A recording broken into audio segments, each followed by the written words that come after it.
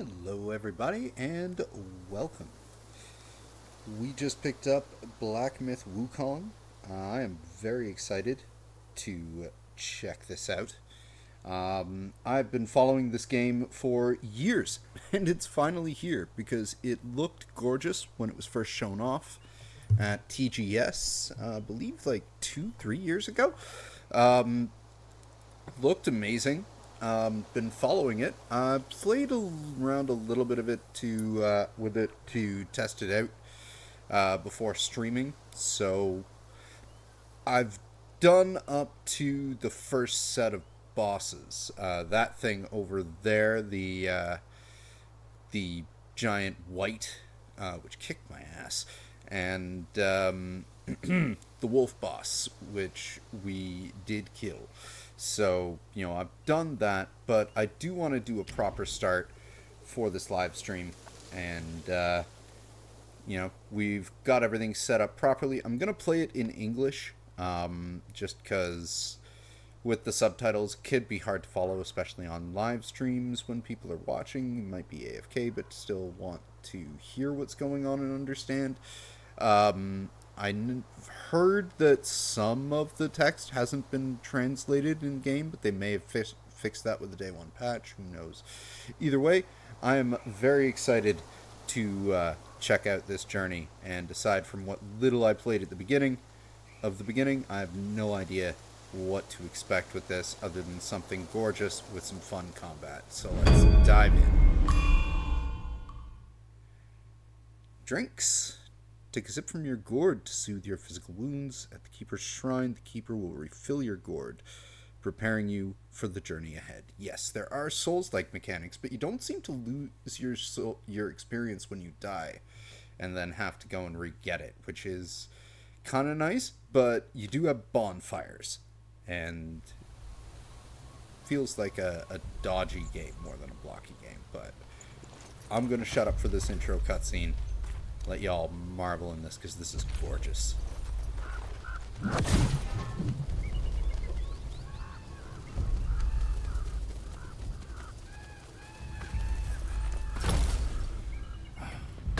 Gives me Asura's Wrath vibes, in a way. See something this epic at the start of the game.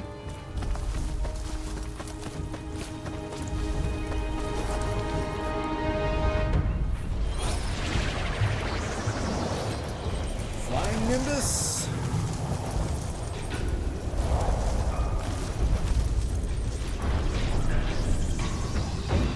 So fucking cool.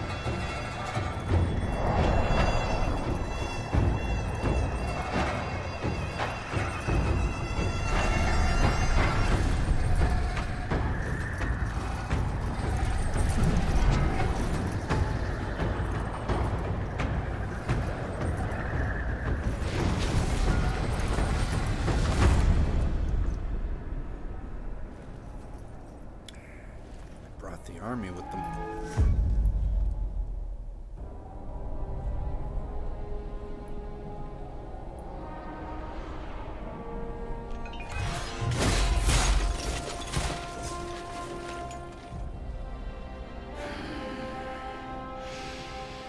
My master.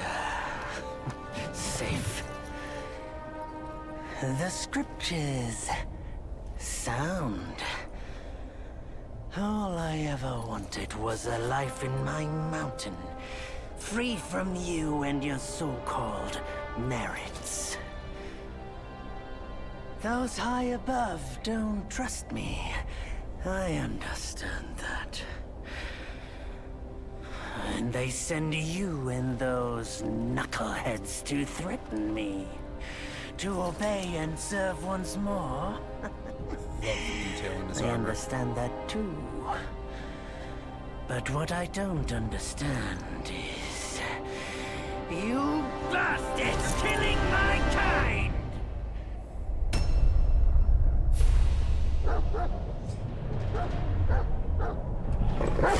Ahoy, Mr. Drew! You've got us the intro cutscene to Black Myth.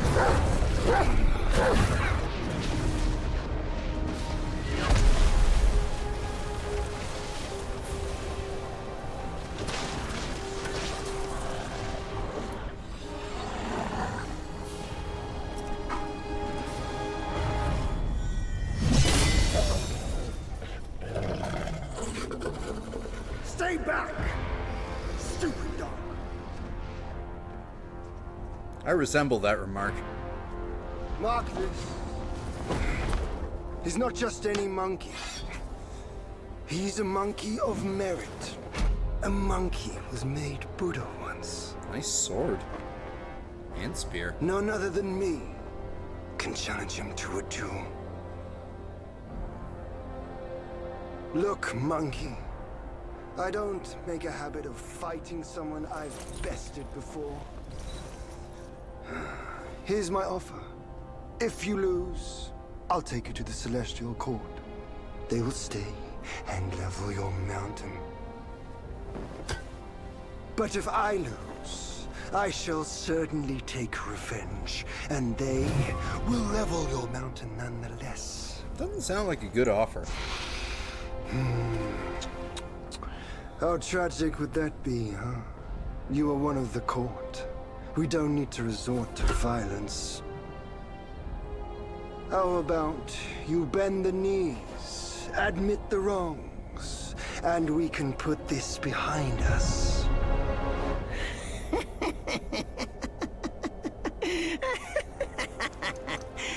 All these years, except for that pig, you're the one who talks the tallest tales. Good. I am entertained. Speaking of entertainment, wouldn't it be fun if I pluck your extra eye out for my snack and allow you to keep the other two? Because I'd hate to let you miss how I'll slaughter each mongrel of the court. Those below, those above, and that black mutt of yours. Come at me, all of you. They gave you. Oh, I intend to be monkeying around for quite a while. Burned each one. Such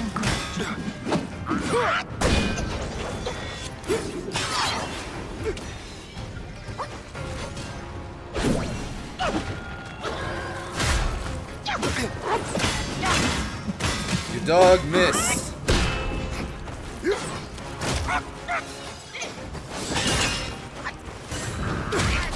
Ow.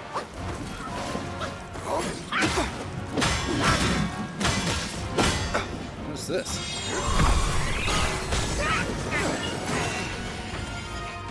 You have eye beams?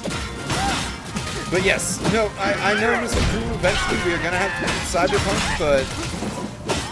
And I intend to. I'm not leaving it in the dust, but I'm... This game is very enamoring. Very, very intriguing.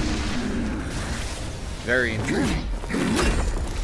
Fight. The victorious fighting Buddha. Have you any idea how many would give their everything for immortality? Immortality? For that word, all realms and beings have ruined themselves. Dr. Zaius? Ow. Ow. I don't seem to have a health bar for this intro fight, which is nice. I do have an extendo staff, though.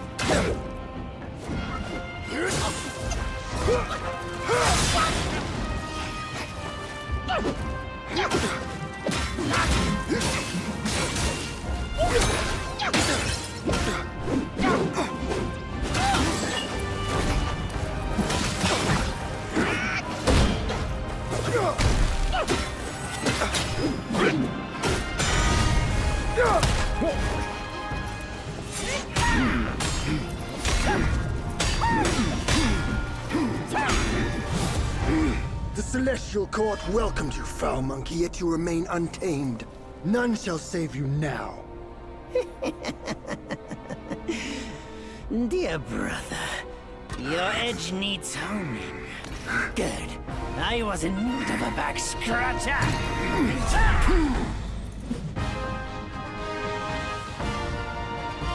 Come on.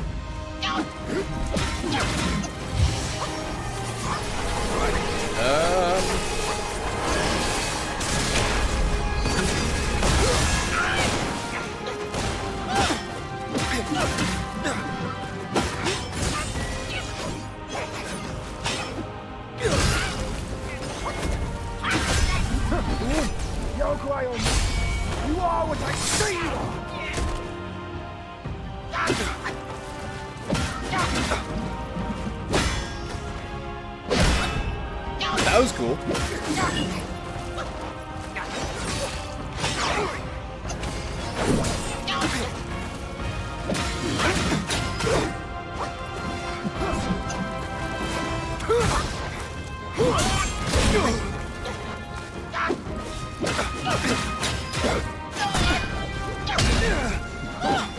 Right across the cheek.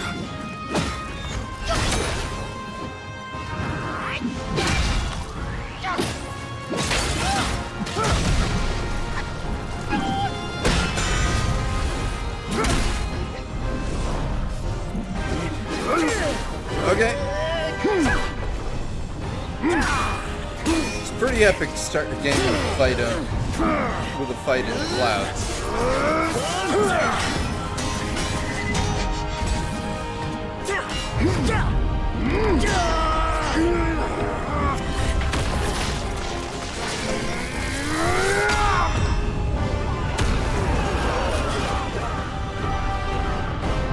There goes the army.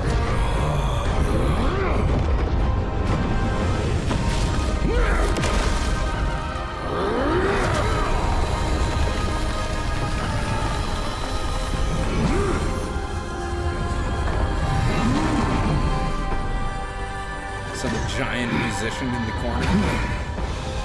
Foul monkey! Taste my axe!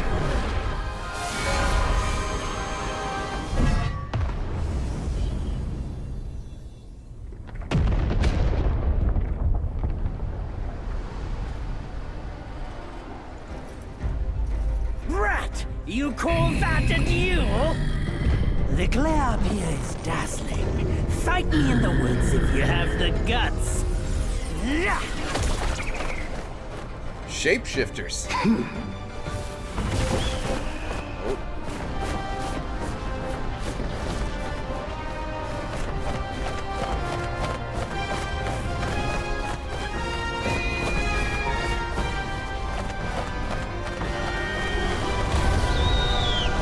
What?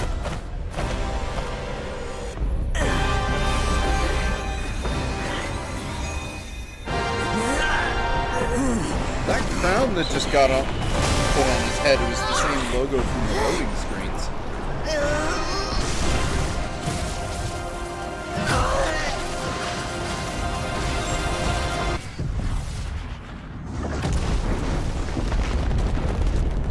Now I wonder if that was supposed to be the equivalent of like Jet Li and Jackie Chan from that Journey to the West movie that came out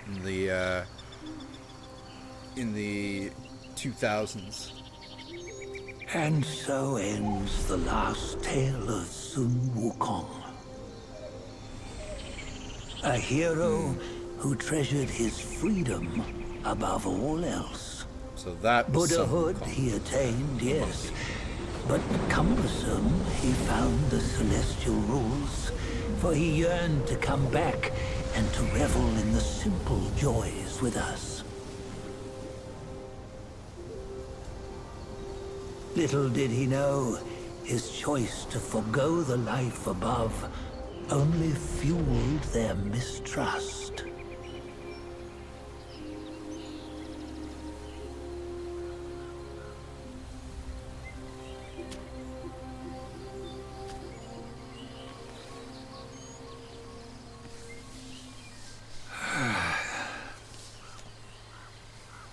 This stone has stood for countless days on the mountain. Since my youth, they've said that his remains lie within it. Unbegotten, undying, such is the nature of a stone monkey. Though his body was broken, his spirit endures. Into 6 relics he turned, and separately they escaped, choosing to stay hidden.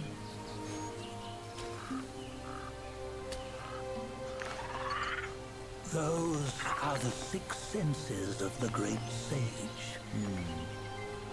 Yet no one has ever seen them, not in centuries. I'm old now. venture through all the lands, I cannot. Yet among you, there might be one who is destined. One that shall recover all his scattered relics. And upon the return of the relics to Mount Tuaguo, he may yet rise again.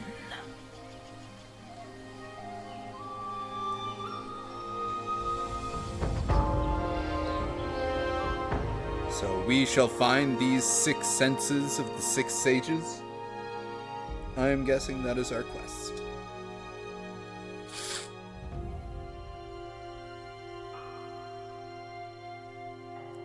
Frickin' gorgeous game.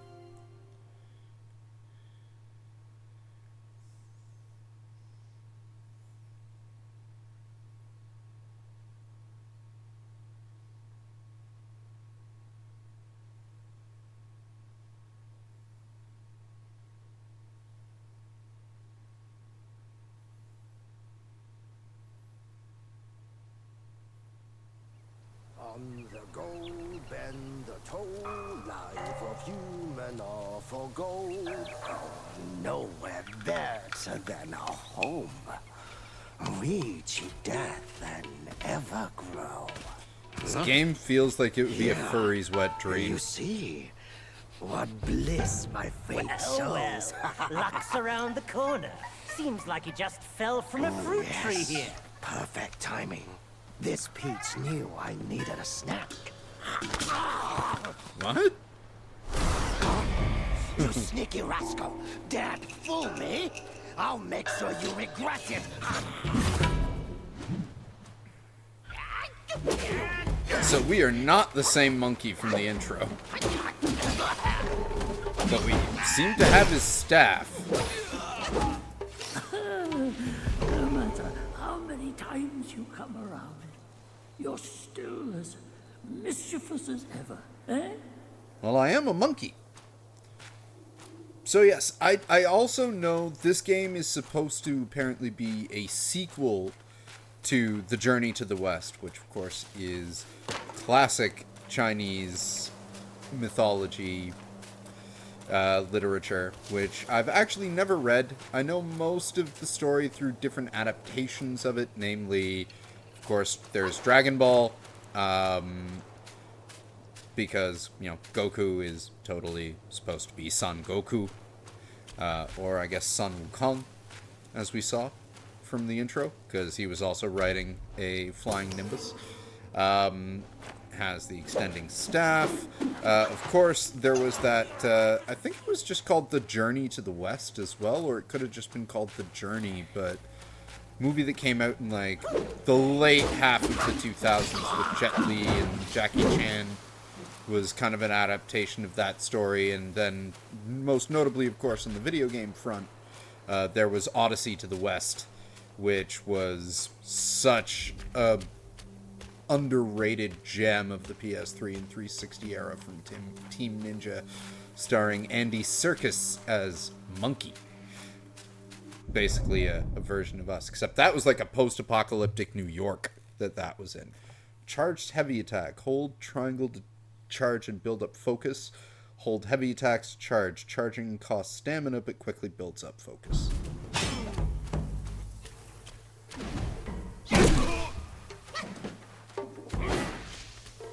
Oh, I see.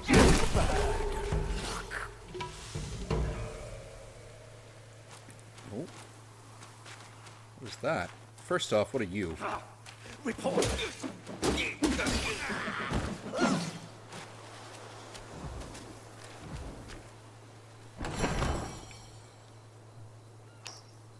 Will, tiny piece of gold. Oop, that was our health button. Okay, this takes us back around this way. So what is this leading to? Oh, right. This leads to a bonfire. I have played up to the first boss. Oh, what you waiting for? Pluck your hair and make an offer.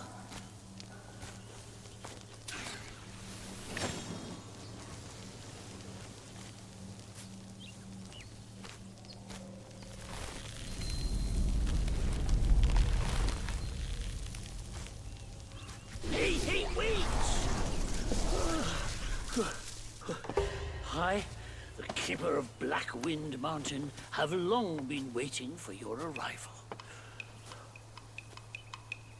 Ah, his spitting image, I'd say. Much more casual clothing, like that armor that Up Sun ahead is Wukong was wearing was Guanyin extravagant. Temple.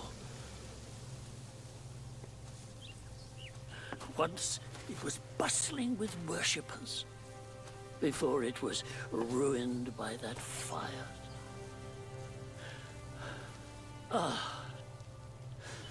Then the temple was rebuilt.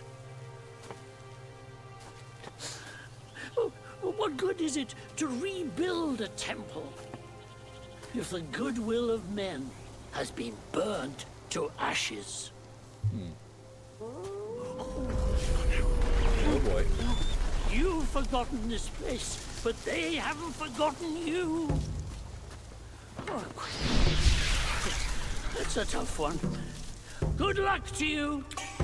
Yes, I've heard it is very dense reading, Mr. Drew. I do intend to read it someday. Maybe it'll give more context to, like, what's going on, since this is supposed to be a part 2.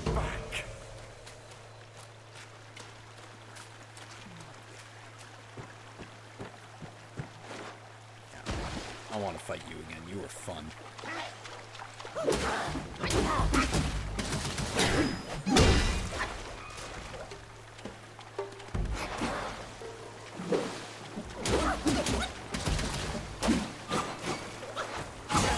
Ow!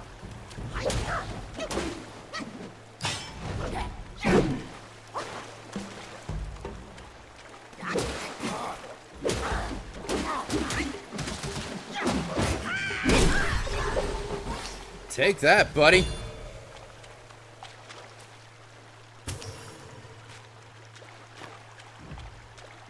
And some sparks.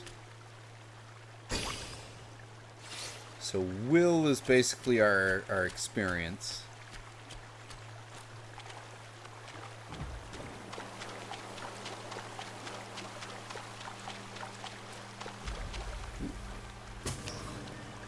Jade Lotus. Hello. Goodbye.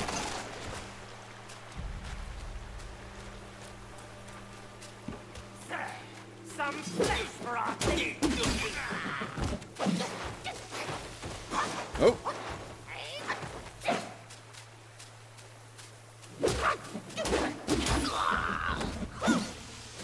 There we are.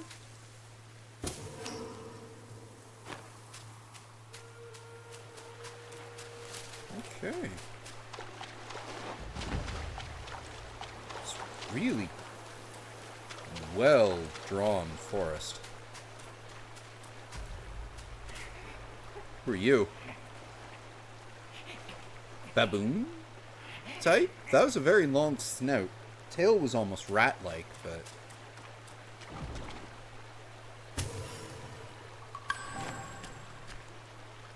Skanda of form.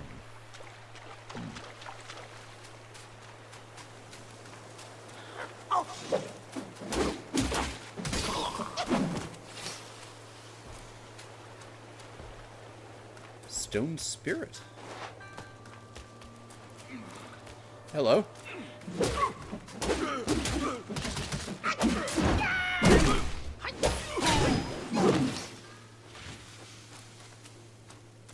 Ah, I think that's the bridge that we jumped off of to fight the crow.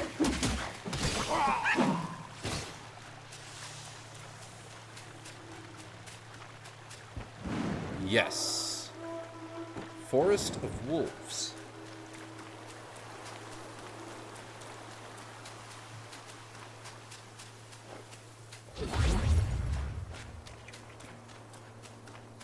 I like how the way your health is demarked as the draining of the flask right next to your health and stamina. Hello?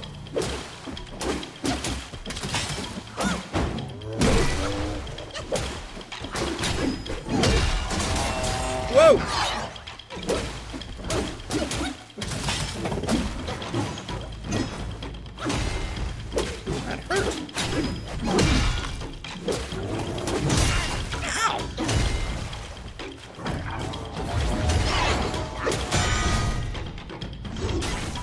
Oh!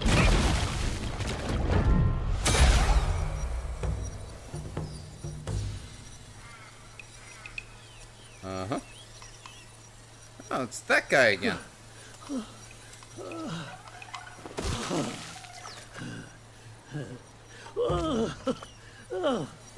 It's been a while, but the immobilized spell still works like a charm.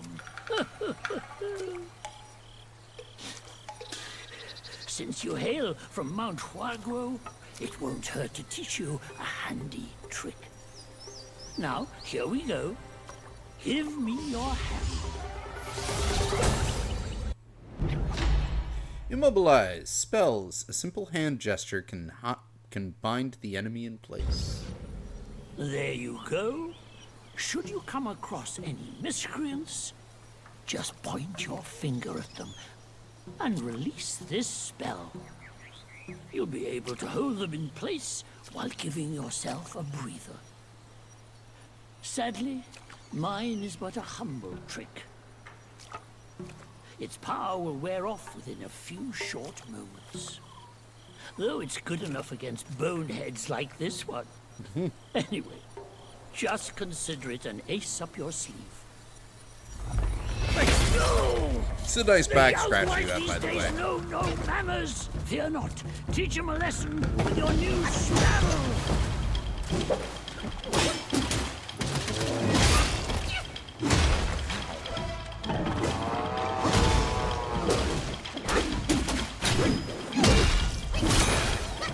Oh ho ho!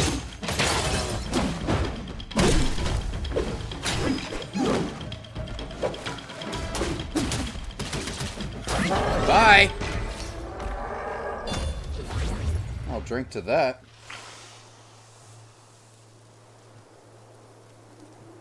Now two.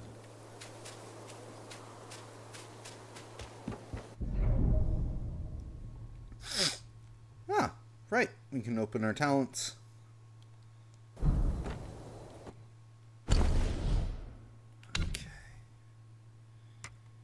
So I could put a point in the spell. I don't want to yet. I know exactly where I want to put these points, actually.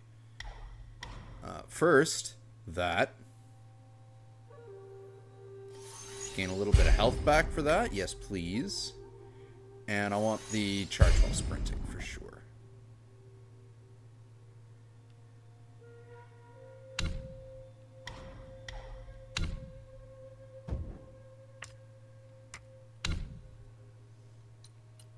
So it looks like we'll have access to other equipment that we can use.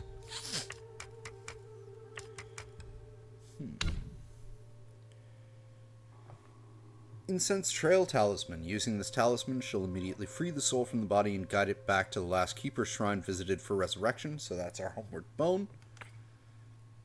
Tiny pieces of gold. Its origin is indiscernible. Perhaps someone could... Perhaps some trade could be done at a Keeper's Shrine. Sellable object, I guess?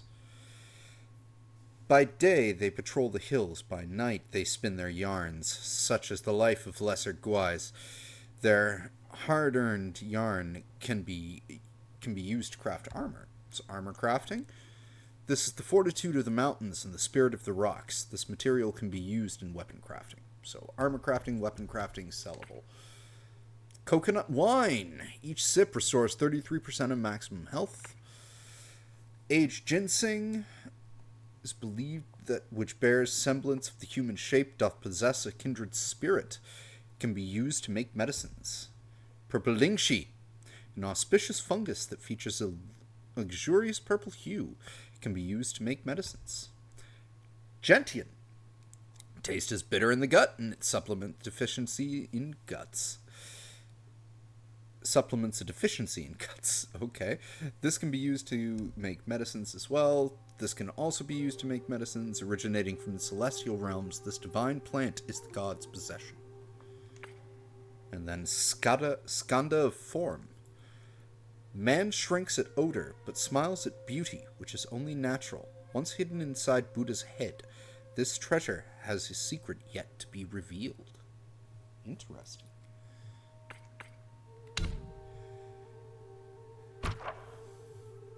know-how. That. Wisdom. Okay. Portraits. Lesser Yaoguai and Yaoguai Chief. And then we have Yaoguai Kings and characters. Wolf Scout. Immaculate skills, the wolf's lone aim. No price too high, its heart aflame. Yet wayward efforts brought no gain. A futile vision, all in vain. Among the wolf guais, there was a young one, ambitious and always seeking rapid progress on the path of Dao. However, his time spent practicing was short, and his skills remained shallow.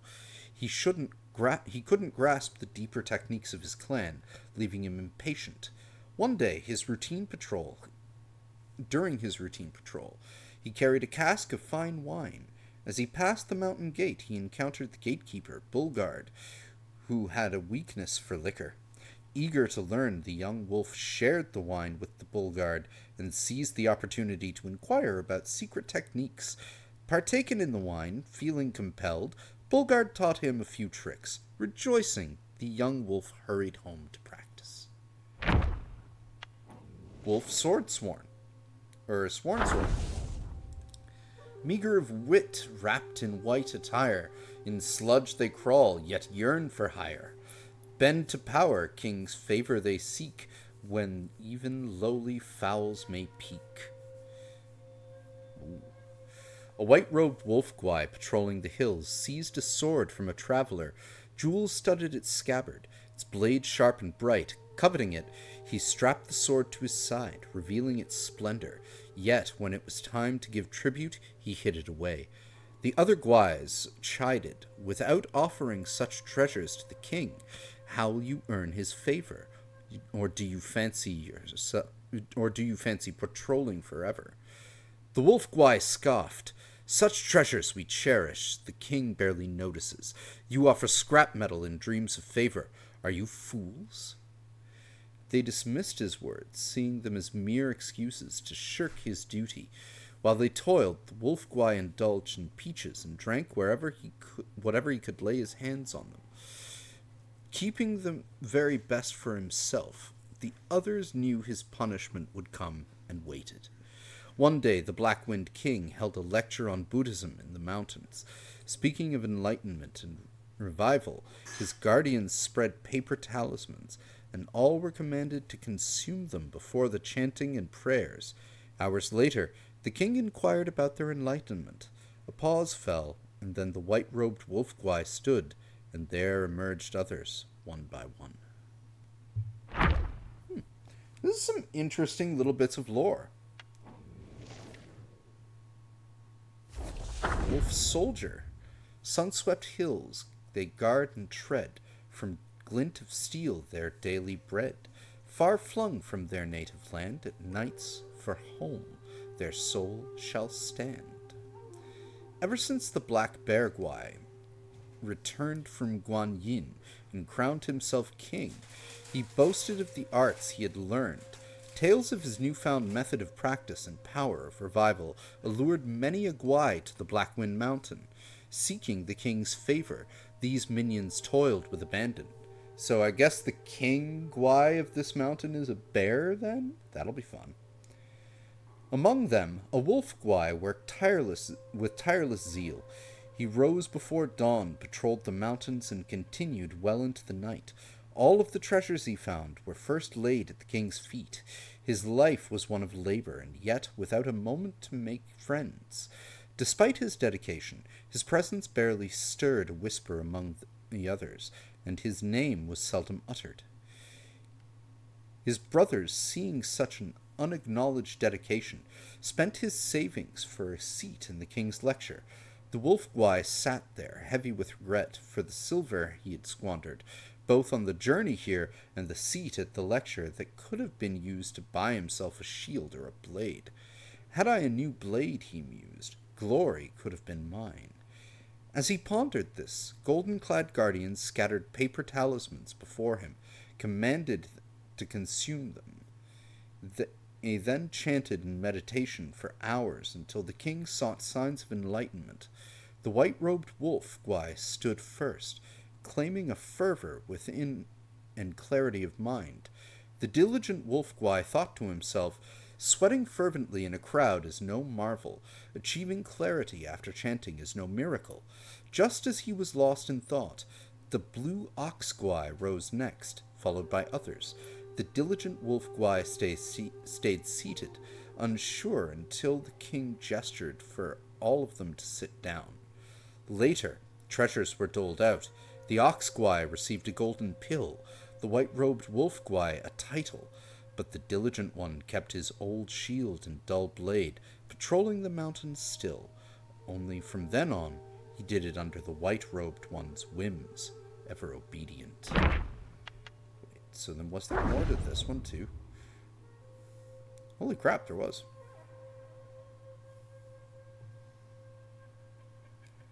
Young wolf hurried home to practice.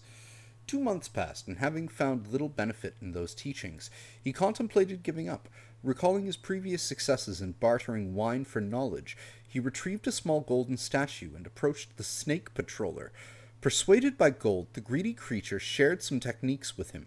Back at home, the young wolf practiced as instructed. Another month passed, yet his gains remained minimal. Undeterred, he repeated his tactics with other Gwais, exchanging valuables for teachings. Over time, he visited everyone in the mountain, amassing a repertoire of techniques. Yet, despite practicing one today and another the next, he made no progress. Eventually, a compassionate elder wolf offered guidance. Yet the young wolf conversely started lecturing the kind of old wolf with his strange mastery, leaving him speechless. From that point on, no one in the clan was willing to teach him. Okay. Wolf Stalwart. Neither sky cares nor earth will hold. By liquor's laugh, bold spirits unfold.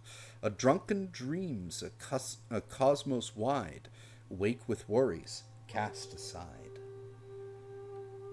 Rare was the revelry of for the minor Gwais who patrolled the mountain paths, their delights not granted, but taken in human guise, thieving sustenance from unsuspecting townsfolk. The charade proved fleeting, for the villagers grew wise to their deceit, and the Gwais, oft caught mid-bite, were met with the town's rugged justice, deterring their mischief.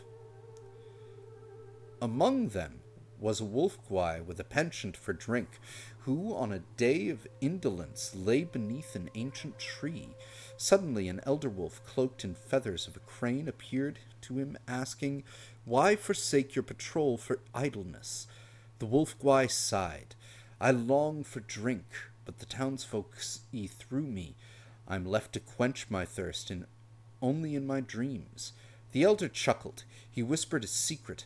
"Seek the shrine. Conceal yourself behind the curtains, and the sacred spirits. Liquor shall be your drink." Then, with a shift of form, he vanished. Wavering in doubt, the wolf Gwai transformed and hurried to the town's shrine.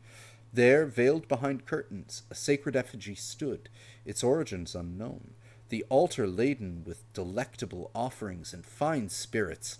As advised, he nestled himself between the curtains, indulging in the liquor, until his belches betrayed him to the gathering crowd in the shrine. That definitely deserves a drink, that last paragraph. Trapped between the curtains, the wolf Gwai listened as a voice rang out. "The wine jar I offered is empty. Our tributes were received." A chorus of prayers erupted, beseeching favor from the immortals. From that day forth, folks from miles around flocked to the shrine, affording the demon endless drink. But as days passed, the once delightful treat turned bitter, and those prayers, be them piteous or greedy, weighed heavily upon him with helplessness. One day, unable to endure the bitterness any longer, the wolf Gwai burst from behind the curtains, hoisting the jar and smashing it on the altar amidst the screams of onlookers. With a deafening crash, he suddenly awoke beneath the tree. No shrine, no incense, no crowd around. With a tired sigh, he took up his axe and set off to patrol the mountains once more. These are some cool little stories. They're almost like fables for each animal type. Croaky! So those frog things are called croaky? That's adorable. In pools they dwell, forms unrefined, ugly and odd, voices entwined. Bellies swell with a raucous tune, in death they burst, an angry bloom. Two frog-wise practiced in the marshes. The smaller frog was often bullied, yet the bigger one always stood up for him, and soon they forged a strong friendship. One day, amid a contest held by Ba Li Gun Lang, I think I got that right, to appoint a sergeant among the frogs, turmoil stirred and rippled through the ranks. Finally, the choice was narrowed down to the brawny big frog and the quick-witted small frog. You can tell I've been enjoying some spirits myself. Though the other frogs were discontented, they dared not voice their dissent. The two were assigned to guard the dwelling of Ba Li Gun Lang. On their duty, a valuable amber glass was found broken. Unable to identify the culprit, all the frogs began clamoring for punishment against the two instead. The big frog attempted to reason with them, but got antagonized by their words, and soon escalated the argument into a brawl. The frogs interpreted this as his reaction out of embarrassment, hence evidence of his guilt. The small frog, meanwhile, remained silent beside them. Seeing this, the big frog chided him for not speaking up in his defense, and even began to suspect his smaller companion. Hesitated for a while, the small frog then admitted to breaking the glass.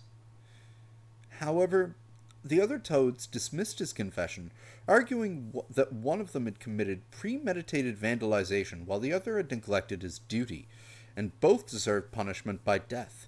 The small frog grew anxious and could not help but engage in the argument.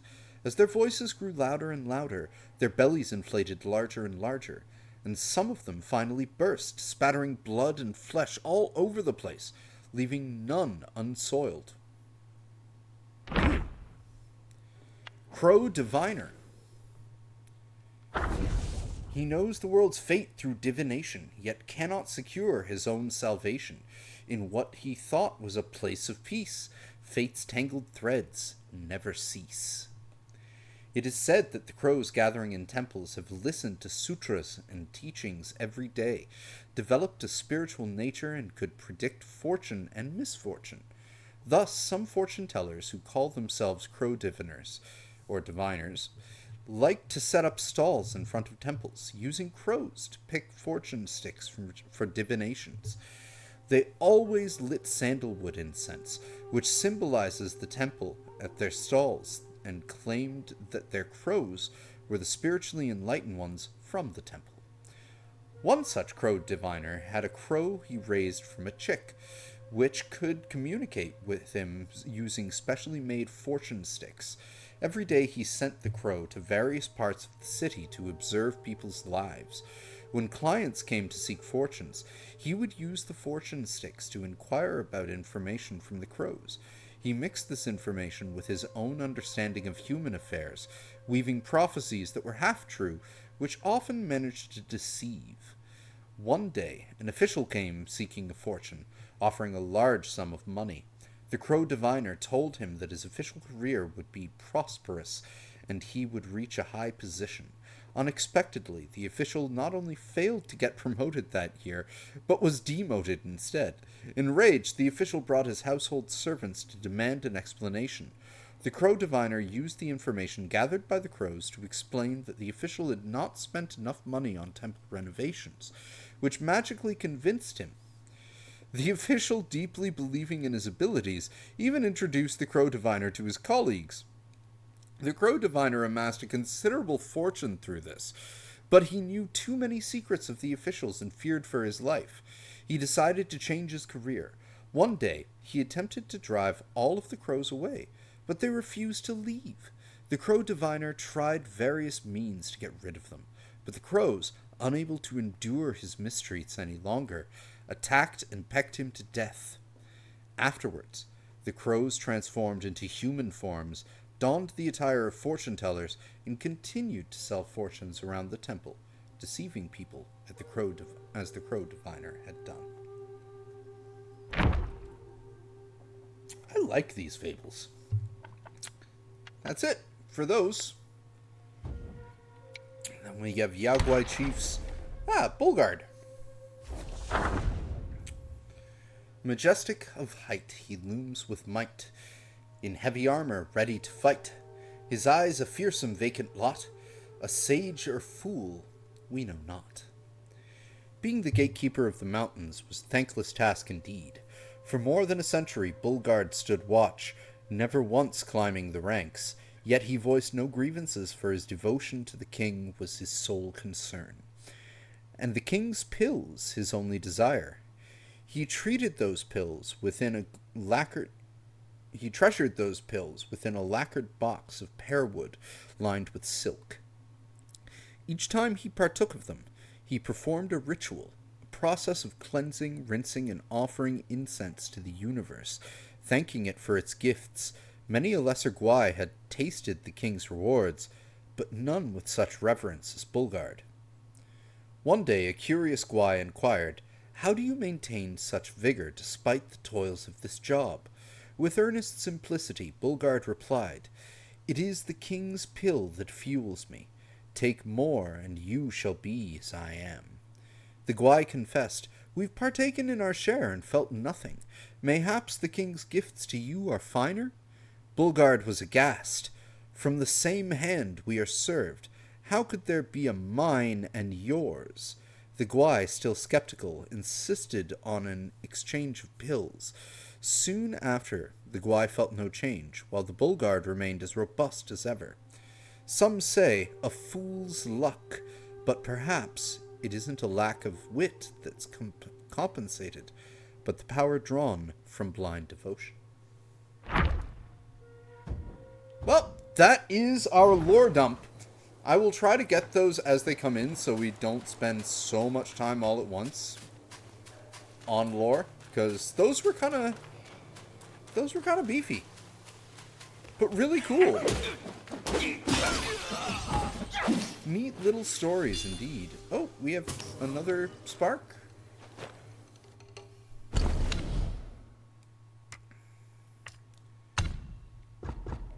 I want a little bit more stamina.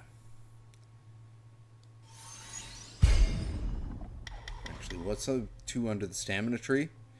Each level moderately reduces the stamina cost of dodging. I want that. And the stamina cost of sprinting.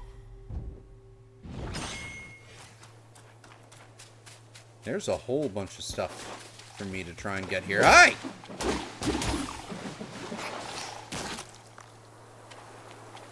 When they explode, they also poison you. So you gotta be very careful with the deaths of those frogs. Jade Lotus Seed.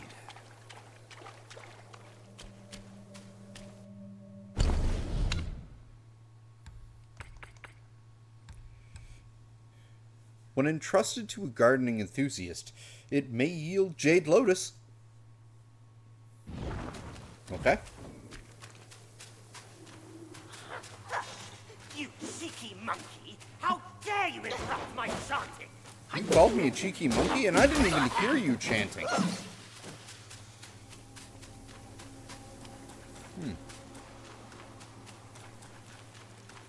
Called me a cheeky monkey. I should have turned the other cheek. Showed him my whole ass.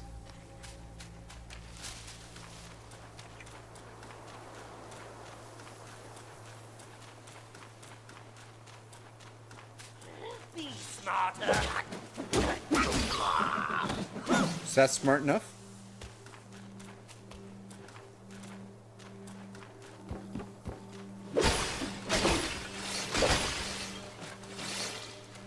We did get Will out of those. That's good.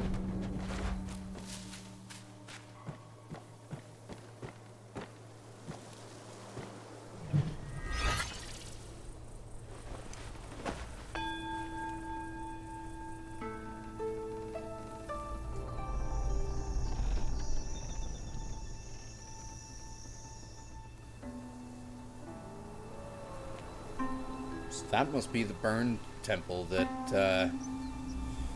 that nappy-looking monk was talking about.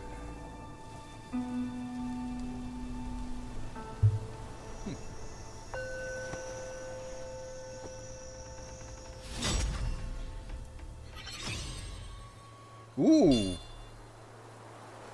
Useful. Excuse me.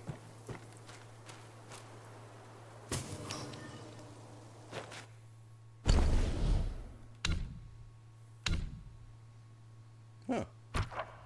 Meditation spots. Okay.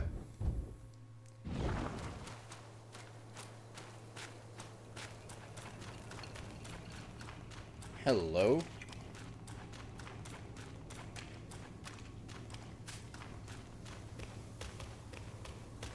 So these lead us to bonfires, effectively.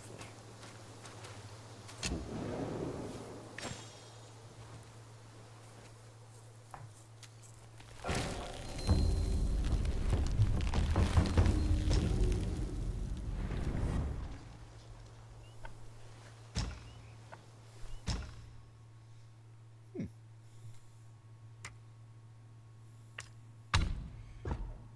I want that one.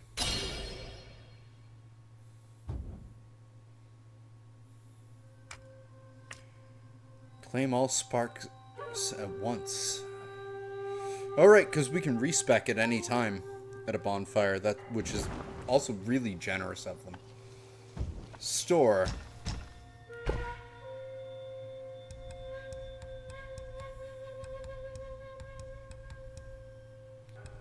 So basically everything that we found we can buy, except upon use considerably increases damage reduction for a long duration. I'll take those.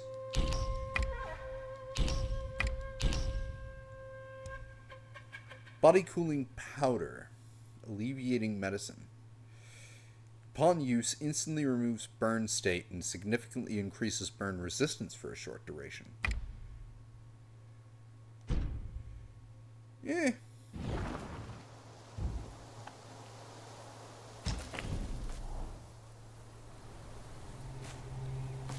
Hey, wait!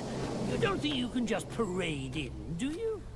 I do. It's not that simple. Let me transform you into a golden cicada, so you may follow the fires ahead and scout this mountain unnoticed. Okay. Fly!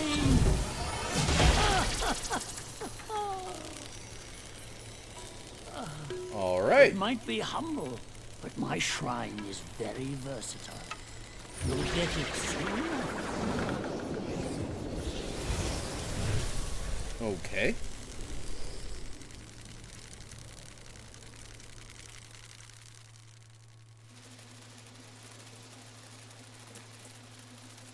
In the depths of Black Wind Mountain, there are secrets galore. The cicada form may help you explore, but beware, this form does not last If there's forever. anything left inside. Should you find yourself lost, just follow my voice. Leave them be. Off you go. One misstep, Lord Lingshu might make a meal out of us. You might not know, but a shapeshifter is on his way here. The Master told of it. I see.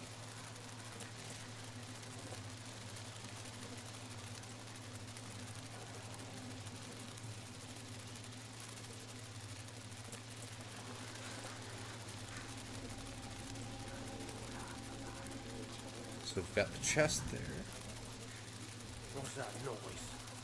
Those pups must be drunk.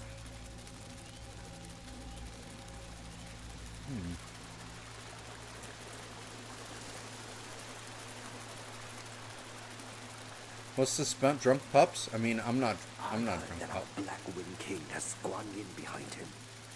Are you aware of who that is? No.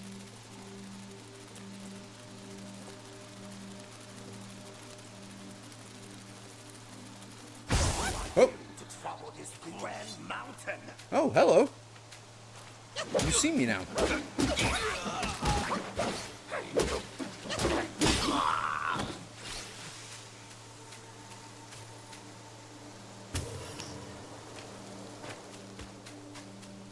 Okay. So what do we got here? We did some exploring. I saw a chest over this way.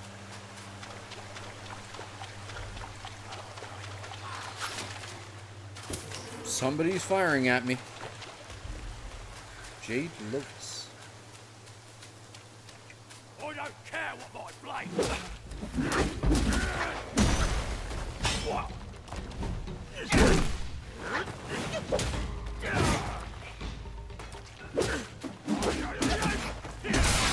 Ow!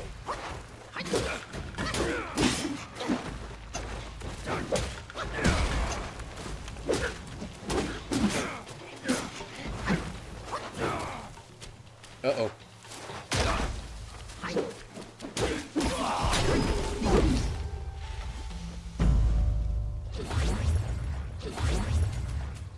Go and double chug that one.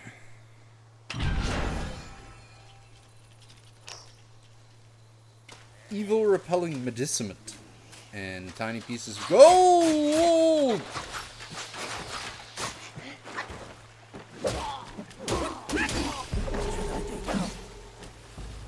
Fortress updated. Lesser Yao Guai anecdote.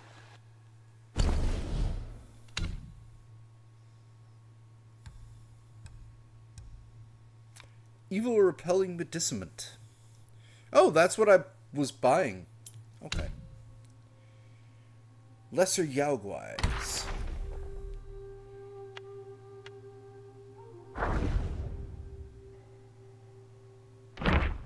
Wolf Archer.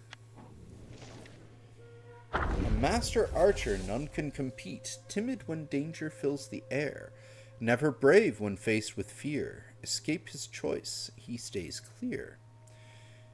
The Black Wind King hosted a banquet in the temple to celebrate his birthday, and all the Yao Guais attended. During the feast, the king hung a lucky ornament on a tree branch, declaring that anyone who could shoot it would receive a rare fortifying golden pill as a reward. The Yao Guais were eager to try, but the fierce wind hampered their attempts. Among the guests was an old wolf known for his remarkable archery skills. He was cautious, unassuming, and kept to himself in a corner, nursing his drink. A few eager Yao Guais asked him to try, and though he declined, they persisted with their teasing until he reluctantly agreed. Slowly, the wizened old wolf stood up and moved to the position. Some youngsters laughed at him, deeming him incapable. Unperturbed, he calmly strung his bow, let loose an arrow, and struck the target dead center, causing a commotion among the crowd. The old wolf received the reward, and admiration followed suit as others toasted him, among them a youngster who commented on the bolus intoxicated. "How generous our king is," he remarked. "Far better than that Ling Shui who is good at making pills, but never shared them with his underlings. What a tightwad!" The youngster's words cast a shadow across the old wolf's face, and he silently took his leave. He had roamed the mountain with Ling Shui. Ling Shuzi, I think? Before the king's reign, yet you judged his deceased former master in front of him. Loyal as he is, you are in trouble now, warned the elder Guai. However, the young Guai shrugged off his warning. The next day, the old wolf returned the golden pill to the king, citing its value too high to possess by an archer. Hearing the news, the other Yao Guais urged the young one to apologize and seek forgiveness, but he remained defiant. Within a few days, while venturing outside, the youngster was killed by several arrows, each piercing his heart. Many said even the golden pill couldn't save the youngster from this fate.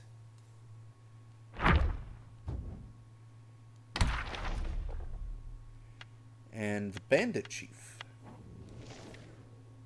Guess that was the big guy that we just killed. From humble start to seek revenge's claim, paths may differ, yet burn with the same flame. In bygone days there lived a youth in the town, the son of a martial arts master. His father's fondness for drink led to a foolish act that landed the old man in jail, leaving only the youth and his mother struggling to survive. As their situation grew dire, the young man took on any work to make ends meet. The villagers praised him for caring for his mother and deemed him a dutiful son. In an unlucky year of crop failure, the mother and son set out to seek refuge with relatives. Along the way, a gang of bandits emerged, eyes fierce, faces scared. They brandished their blades, demanding nothing but gold. The mother and son, destitute, resorted to begging for mercy, but the bandits showed no mercy and were intent on killing them. The young man, believing their death was imminent, seized a bandit's knife, and with a resolute heart, he ended his own mother's life and pledged himself to the bandits. And so he joined their ranks. News of the incident spread, and people condemned him as a coward, a truly cursed son. Years passed. One day the entire gang of bandits was wiped out, leaving no trace. Some said a hero had come to rid the land of evil and uphold justice. Others claimed a Gwai had emerged in the mountains, bringing a long-delayed reckoning. Debates raged on, but eventually the topic faded from memory. One day, a man covered in blood stumbled into town from the mountains, recounting an encounter with a towering bandit, neither human nor Gwai, wielding a massive blade to rob the roads. His face bore an uncanny resemblance to that cursed youth, yet he spoke of freeing humanity from its burdens. Well, cautionary tale, I guess. Where are we?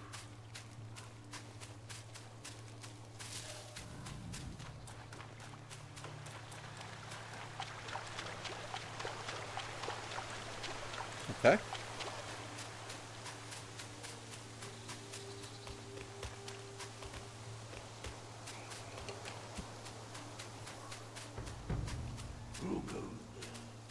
How dare you interrupt my meditation?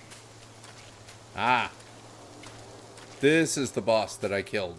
So this is about as far as I've made it in this game right here. Another monkey, I see. Why don't you lay down your weapon and join me in Buddha's mercy? Banshee. What say you? I say, let's fight.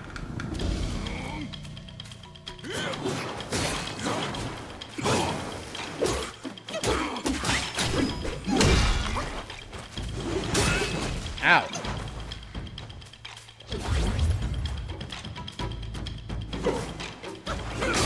Ow.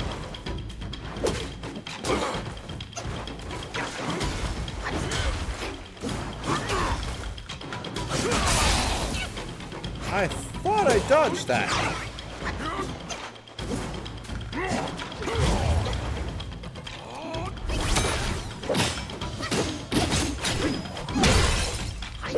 You didn't like that. Ow! Oh, Jesus!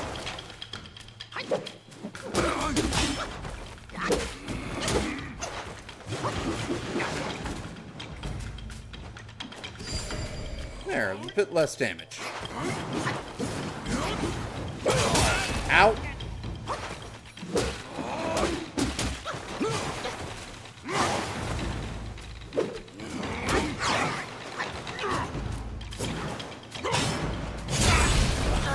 Ow. You only look like it. That's all.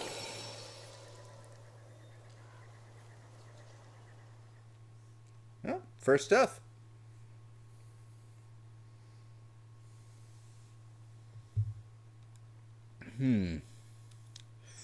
Well, that makes those anti-burn things seem a little bit more worthwhile.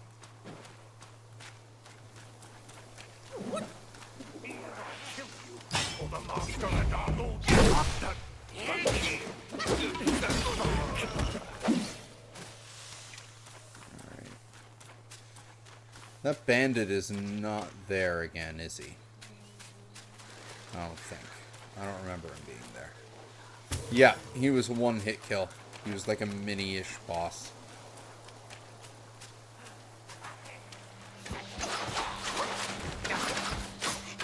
Ow! Sure.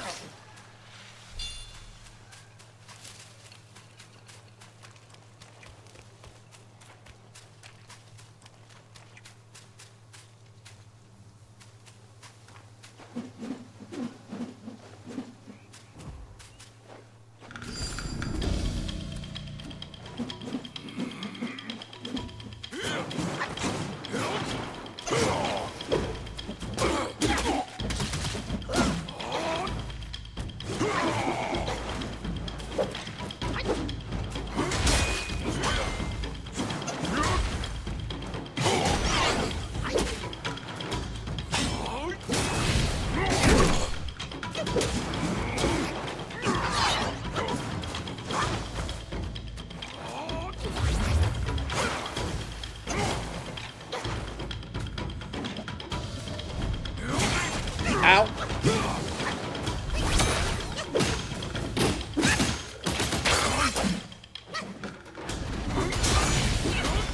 Hey!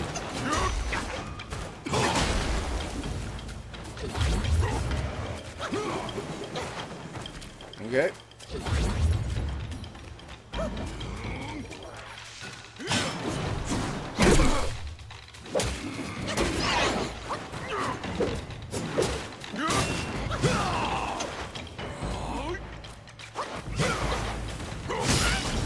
Ow!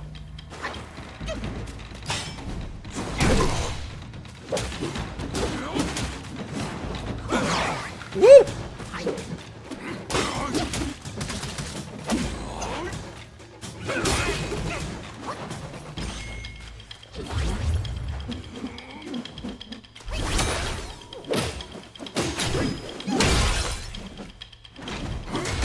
No!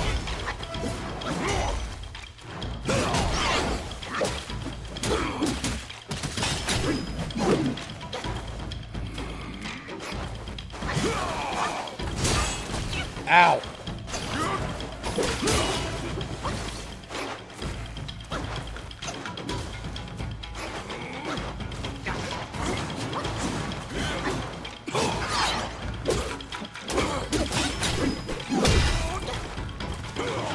Oh! Oh, that was really close. Still be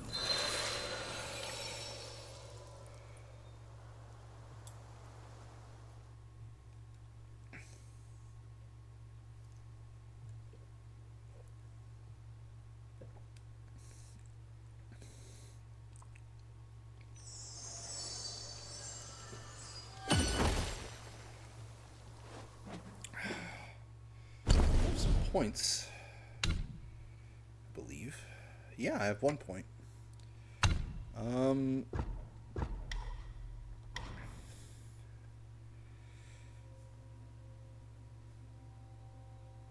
So this looks like I can like iframe through certain attacks if I use my charge at the right time.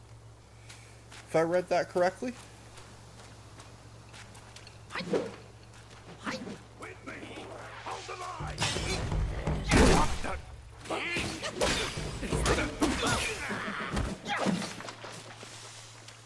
Okay.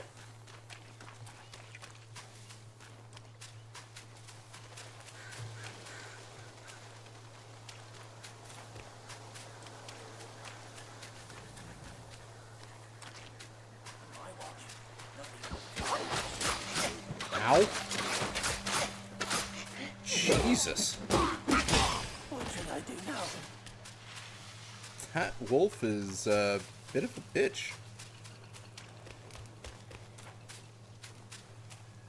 Again, this is making me want to buy some of those burn things.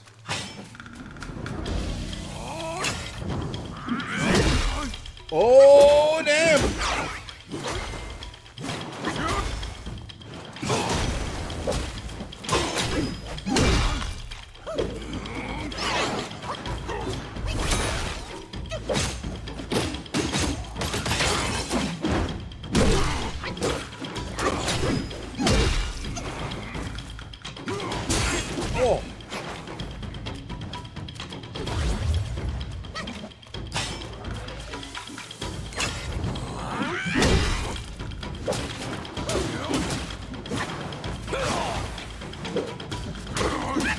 is a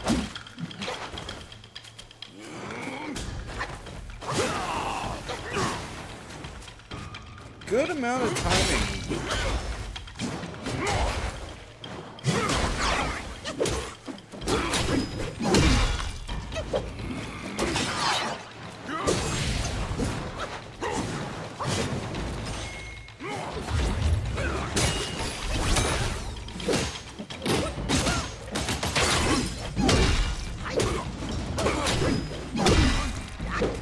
Bye! Third time's a charm indeed. Master spoke of you, the Destined One. Huh.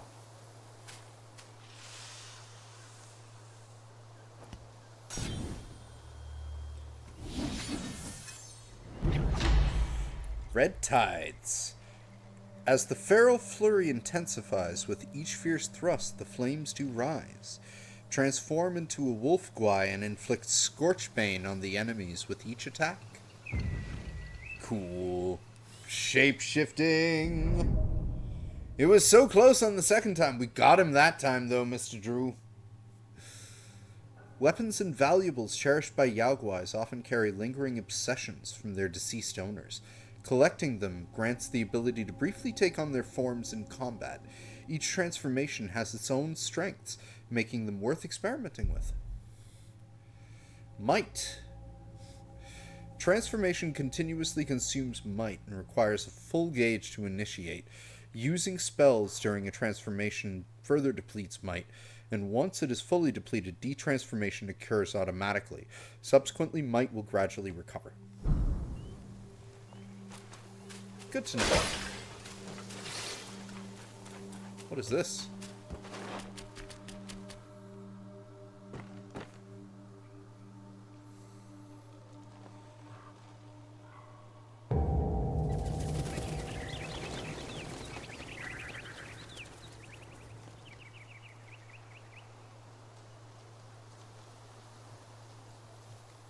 You just had to make some noise, did you? Now everyone knows you're here. When a chime so grand echoes in the forest, Yaoguais will surely be alarmed.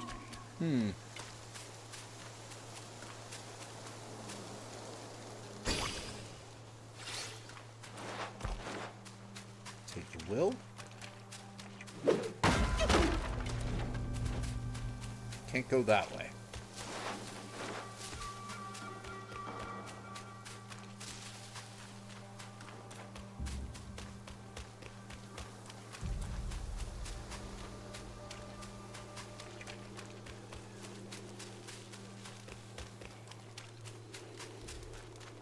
So down here is the only place we haven't really gone.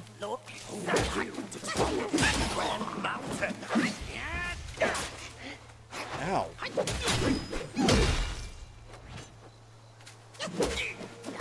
Jerk.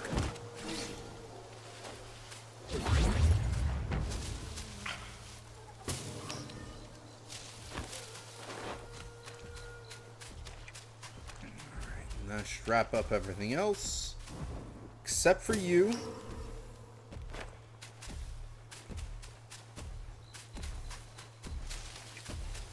Whoa. Quiet, fool. You don't want it. What do I not want?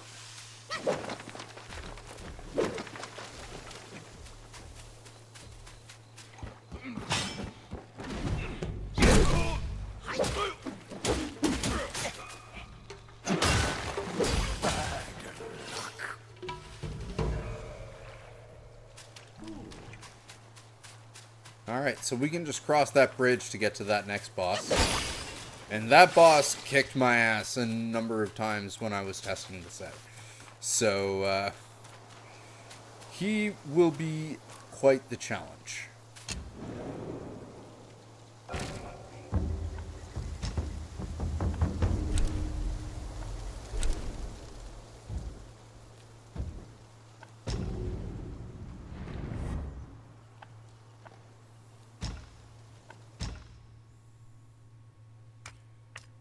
Ooh, what's this?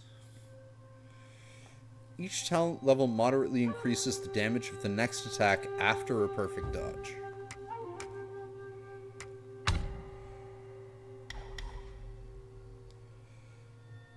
Cool, so I've got my 2.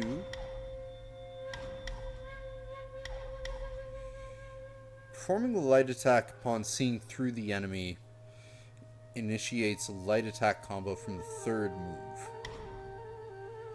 Performing a heavy attack during a light attack combo with a focus point consumed allows the Destined One to execute Resolute Strike. During Resolute Strike, the Destined One can see through the incoming enemy attack and nullify their damage. The enemies that have been seen through are easier to stagger. Each talent level considerably increases damage reduction upon charged heavy attack. Yeah, we'll go for the defensive a little bit there, for sure. I want to try doing that fight. This game is really good so far, Mr. Drew. I don't know if I just turned on hard mode. Like, this game, the enemies, the regular enemies don't seem to be that challenging, but the bosses definitely have some challenge to them. Bosses and mini-bosses. Ooh. Like, this guy was kicking my ass left and right. Let's see how I do.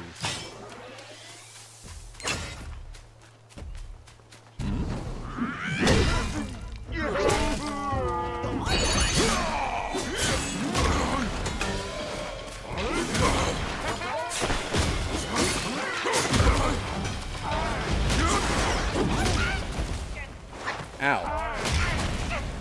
Ow. See, he hits like a truck.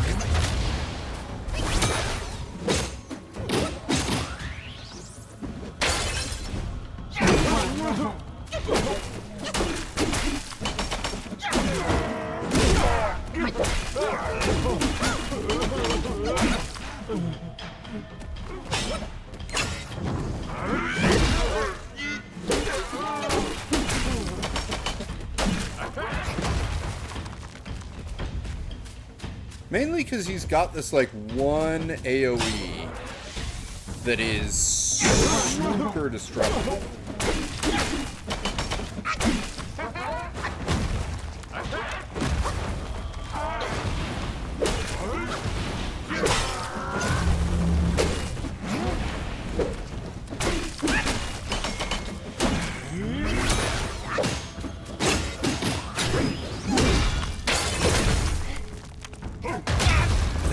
That would be the AoE.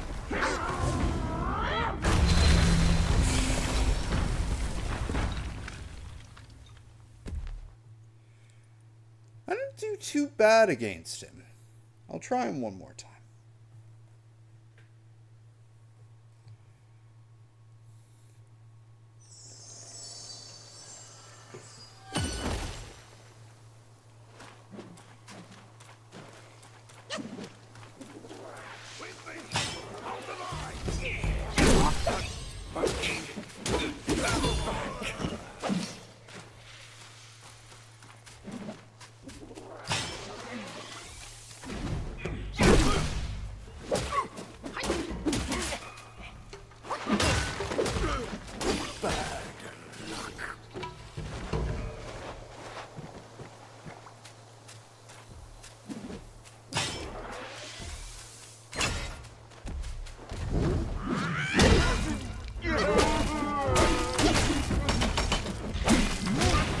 Ouch.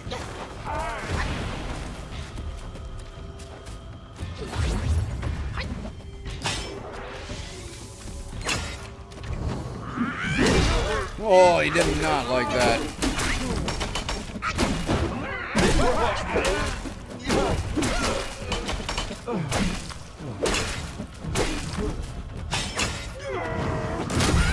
Ow!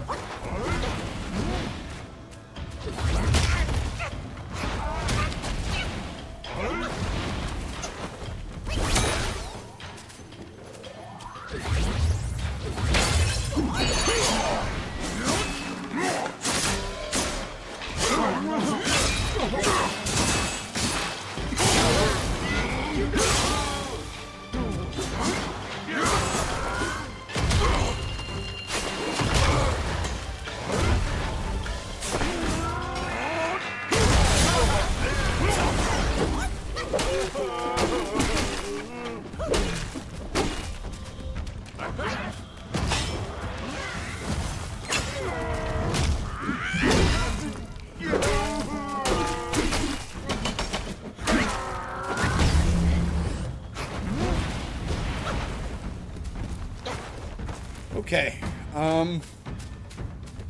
This guy hurts a lot.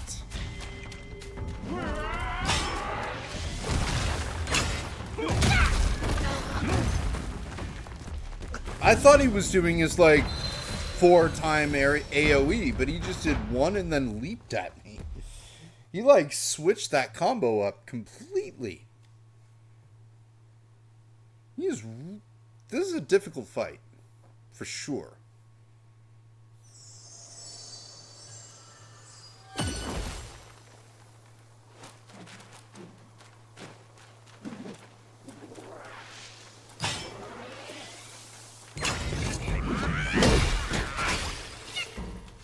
Well, I got one of you.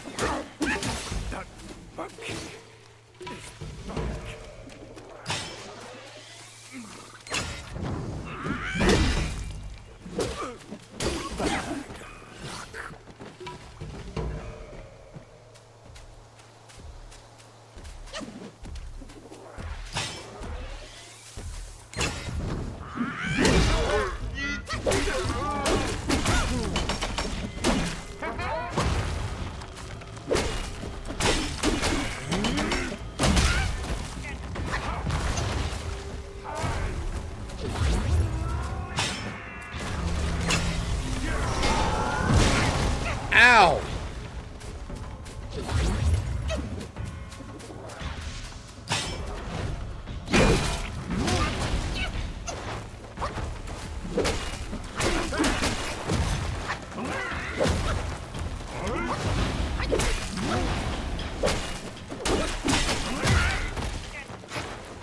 It takes off like a huge chunk of my health every time.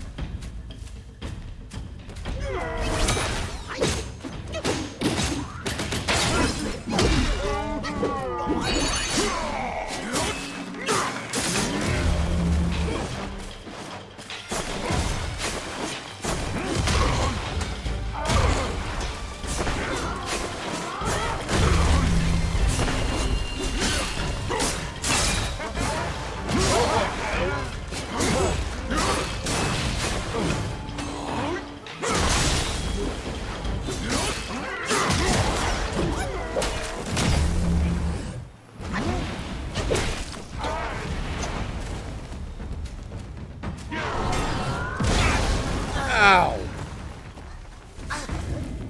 He just hits like a fucking truck.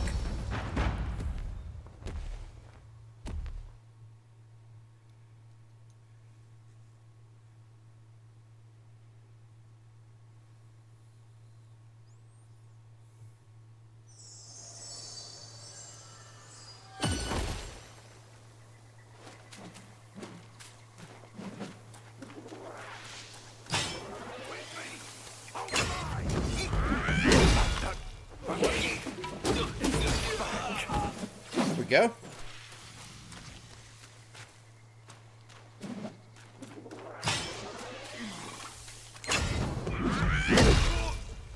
He does not like that one.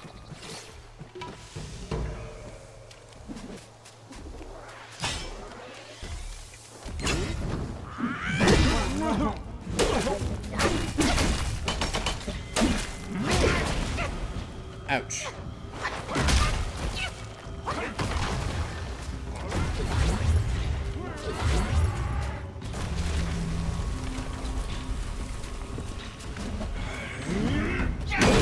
Ow!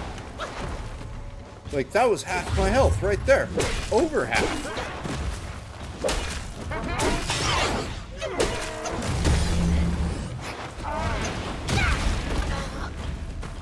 Wow. Yeah, giant baby white is a tough fight. No other way around it. For some reason, he just keeps kicking my ass. Like, maybe I just need to work on my positioning, timing better. Stamina management. I think that's really what it is. Like, he is definitely a bit of a skill check. From what I'm seeing. From what I'm experiencing.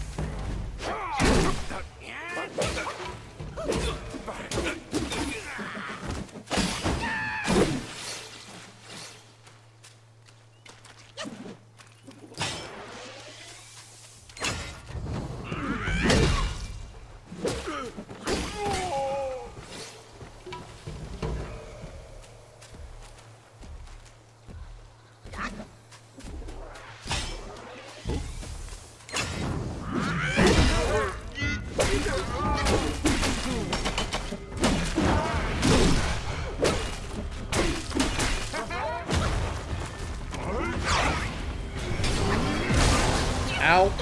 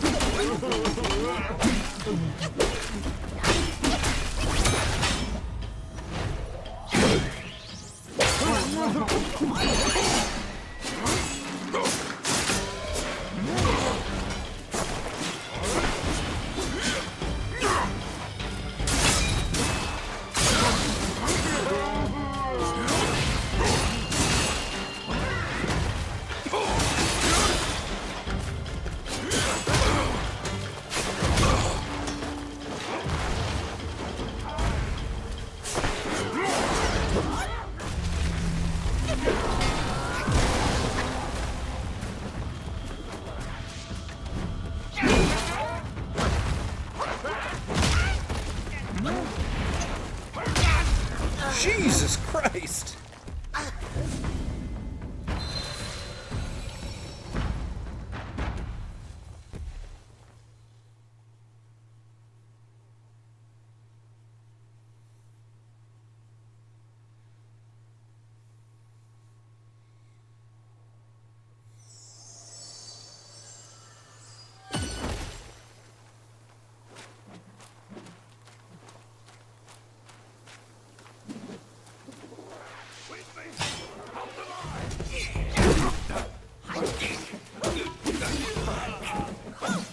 Like, I'm slowly gaining experience points this way, but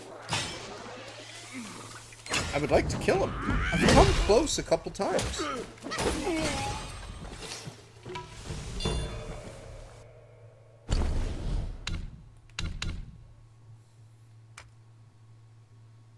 You know what? I'm gonna take this.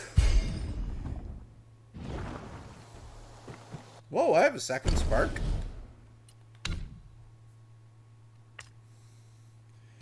In that case.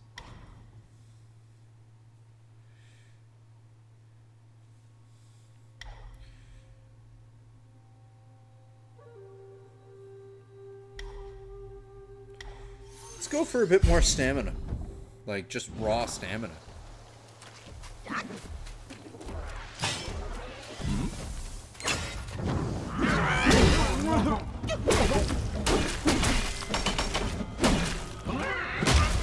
Oh!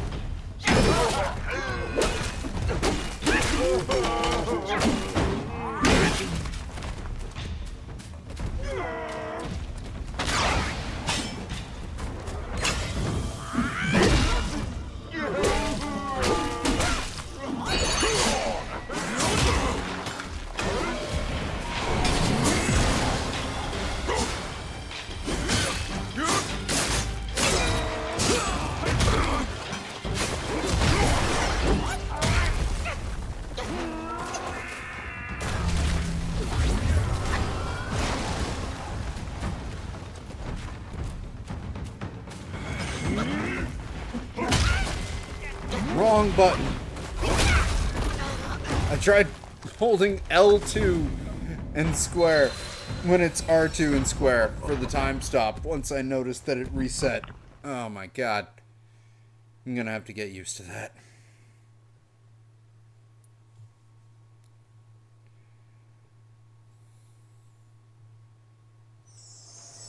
I think I just need to exhibit more patience.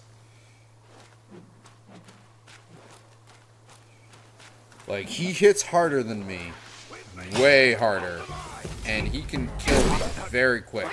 So, really, I should be playing a patience game with that guy.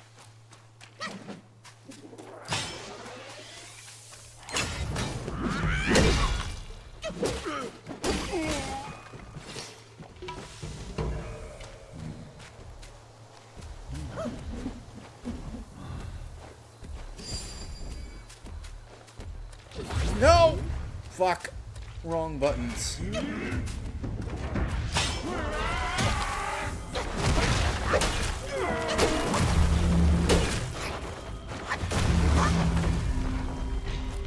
Oh boy, did I fuck that up.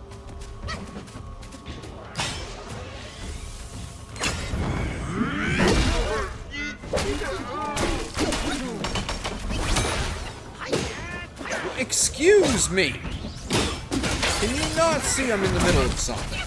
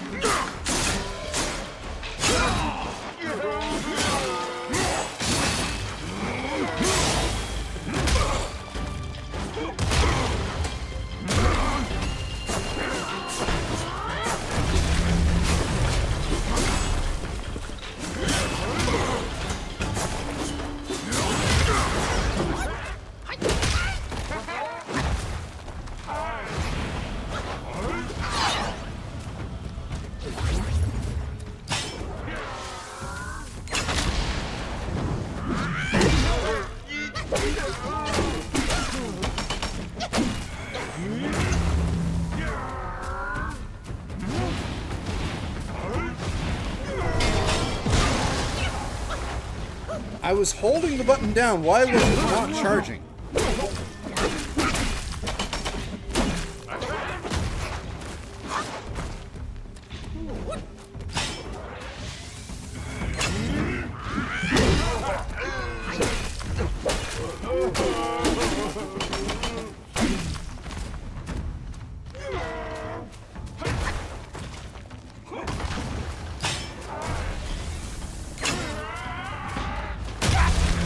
I knew it. I knew it was gonna happen. I should have waited for him to do all four.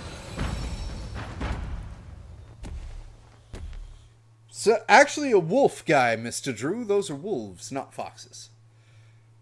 But yeah, he was a dick.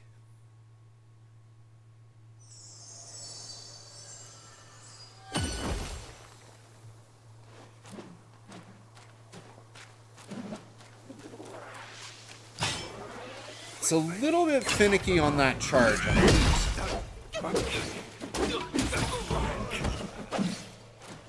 Like, there's been a number of times where it hasn't recognized the input.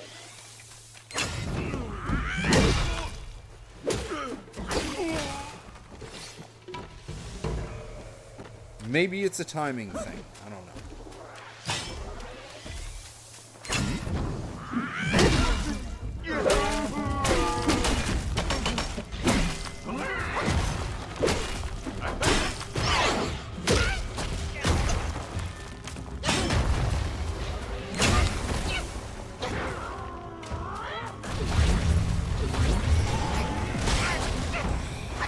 Fuck.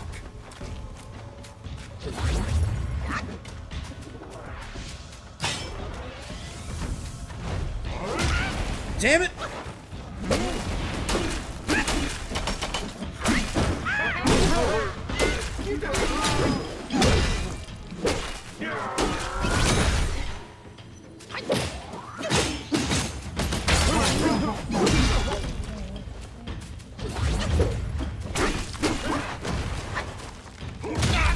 Oh!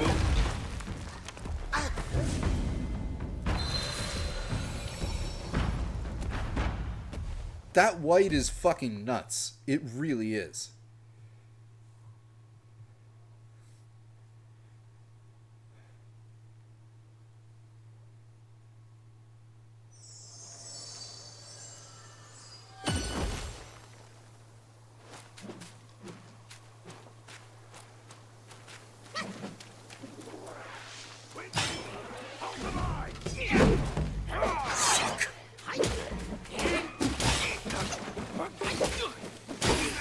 gotta get more of those perfect dodges, really. That's what I gotta do.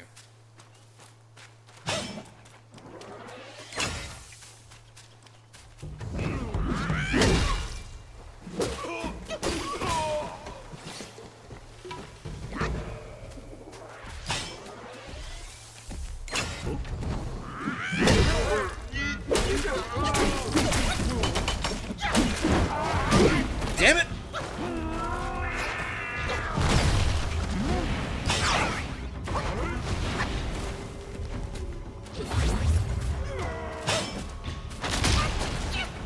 Fuck!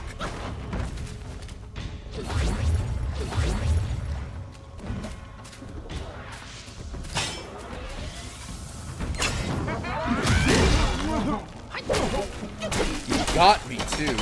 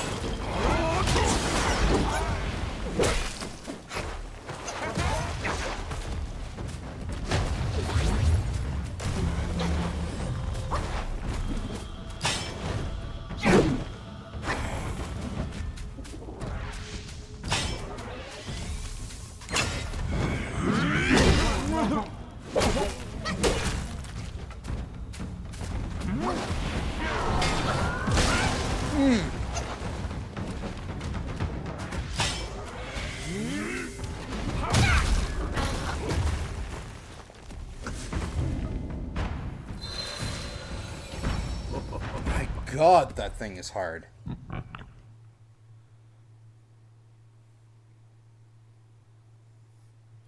I think I just need to be smarter with my dodging. Is all.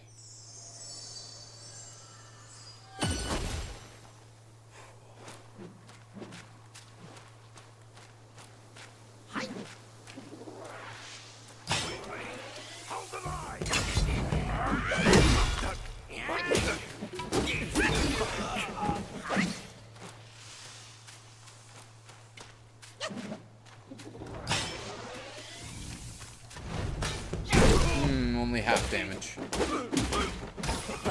Staggered him enough, though.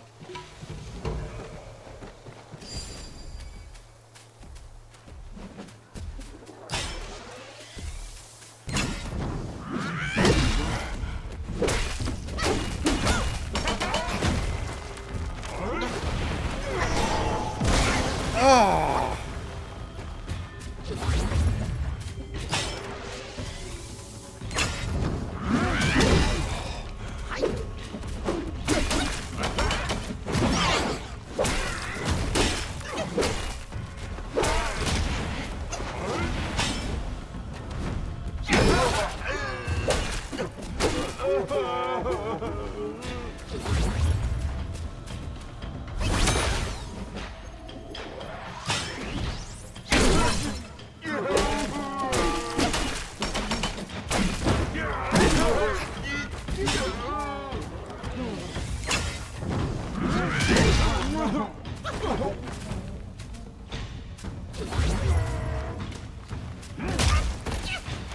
Fuck!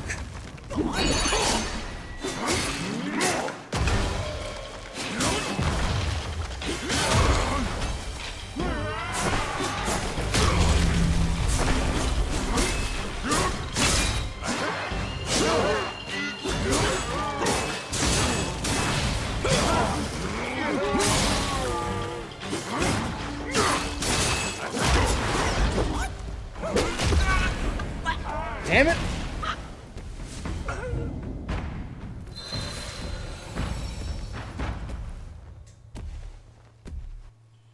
I'll get this baby eventually. I don't know if I'll get him tonight. Like, he is, like, for whatever reason, I just have an issue with him. But, you know, overcome, adapt, and overcome.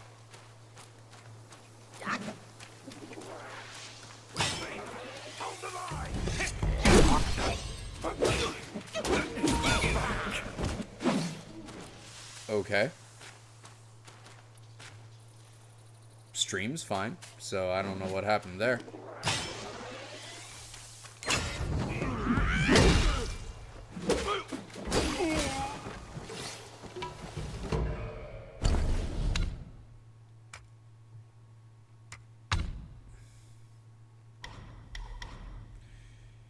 Makes each initial dodge more agile and flexible.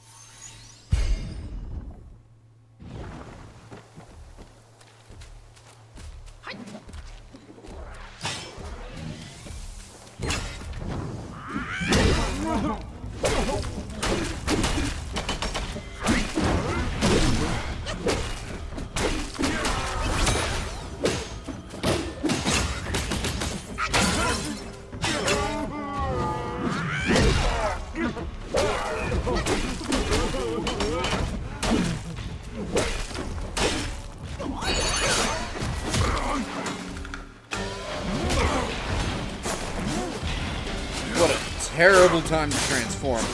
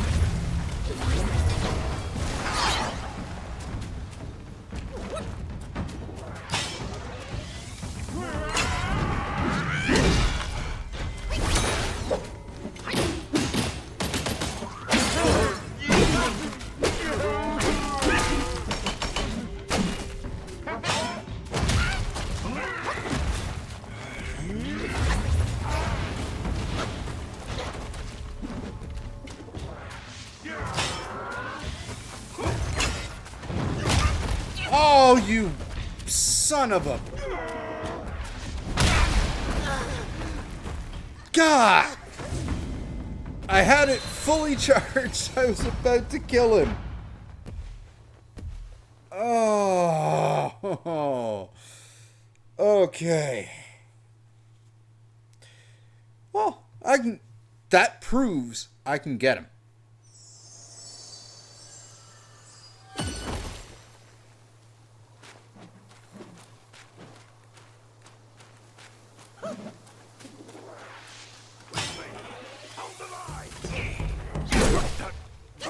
I still don't really understand how this, like, see-through mechanic works. I think if I could understand that, or if that had maybe been a bit better explained, that I might have an easier time with this fight.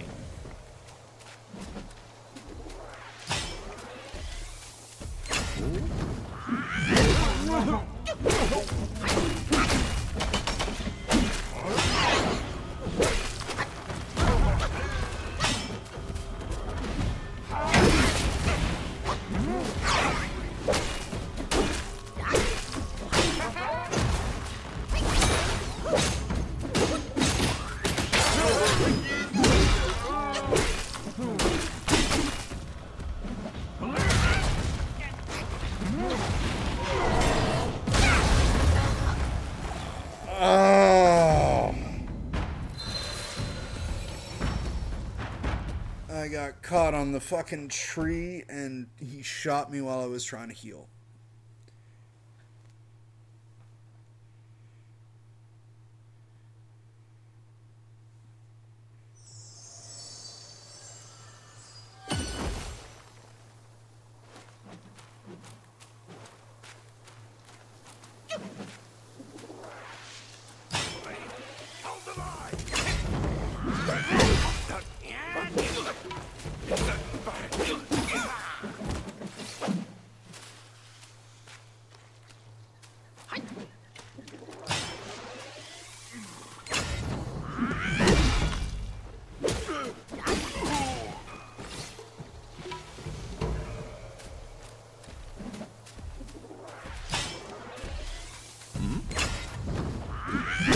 Take this, you wandering white.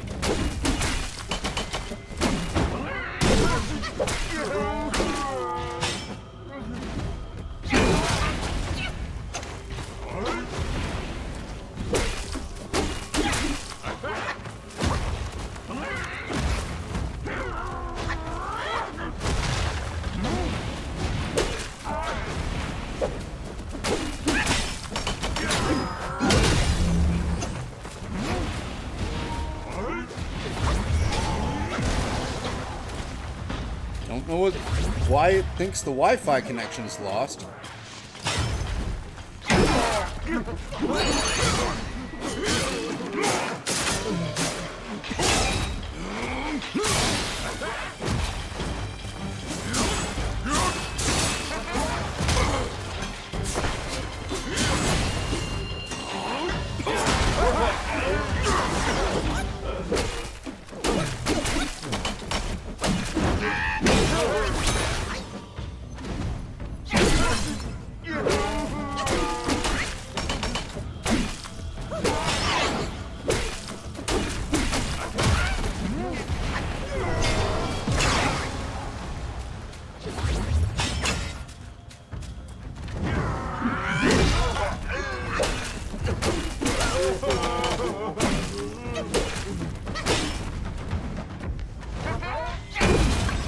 There we go.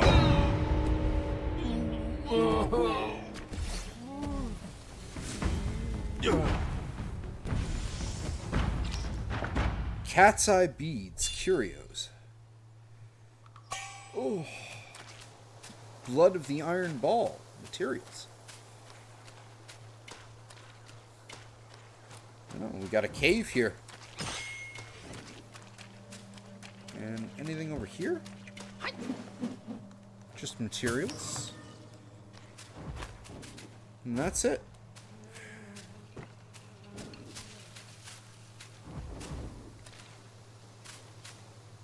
What is this?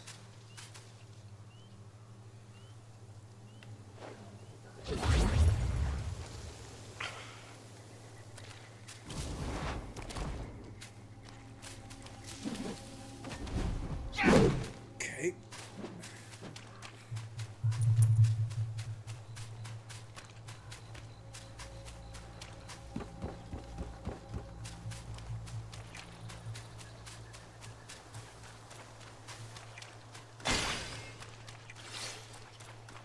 Well, I'm gonna rest here, and I'm gonna call it for tonight because it's pretty late. I'm getting tired, but yeah, this is pretty much everything that I was able to clear. Well, the first time I tried this, I did everything up to the white, but could not kill the white. And now we've killed the white. But I think we will pick this back up again tomorrow. Thank you for everyone who tuned in to join us live. Mr. Drew, always great to hear from you. And yeah, no, if this looks like a game that's up your alley, definitely check it out. And we'll see you all tomorrow for some more Black Myth Wukong. Take care.